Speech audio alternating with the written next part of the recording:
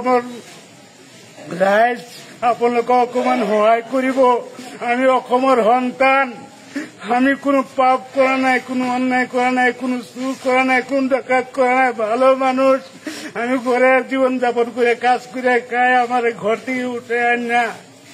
এরকম আমার দেশ বাংলাদেশটা আমার পাঠাইছে, এখন আমি যাইতে পারি না। যেখানে যাই মানুষের তোমার এইখানে গেলে তোমার ধর্মগুলি করবো, আমি এলিয়ে বলতে পারি না। স্টেশনে ঘুরে ঘুরে বেড়াইতেছি, আমি যেতে পারি না।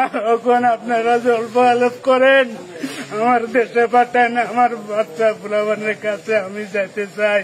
আপনার ছেলে মেয়ে কয়জন? ছেলে মেয়ে কয়জন? 4টা ছেলে মেয়ে। বয়স কত?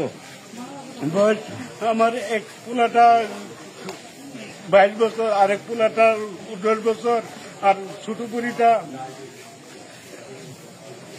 17 বছর হয় না, নাকি 16 বছর হয়েছে। এবার মিটিং পাস করছে, এবার মিটিং পাস করার মধ্যে কোন স্কুলে? কাঁদে না, কোন স্কুলে?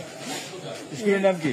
স্কুলের নামটা মুরাবাড়ি রাতালপুরি ভান্নাতেও দিছি, গাড়ি মাদ্রাসা ভান্নাতেও পড়ছে। সেইখানে আপনি মিটিং পাস করছে, আমি তার ভর্তিও করছি। মিটিং পাস করে আমি আবার এডমিশন দিতে পারলাম না, আমার উঠে এনে বাংলাদেশে পার করে দিছে। আমার জীবনের লাইফ শেষ করে দিছে। আমি কামাই কোনো, আমি 2 টাকা দিয়েও কামাই করি, আমি জীবন সন্তান পুড়িয়ে কাজ দিন হাজিরা করি। এইভাবে আমার না পুলিশ প্রশাসন না জিএসএফ এর হাতে দিচ্ছে। জিএসএফ তারার একটা স্পোর্টিং, জিএসএফ এর একটা স্পোর্টিং পড়ায়া। আপনি আজকে ভারতের বিএসএফ এর নির্যাতনের শিকার এবং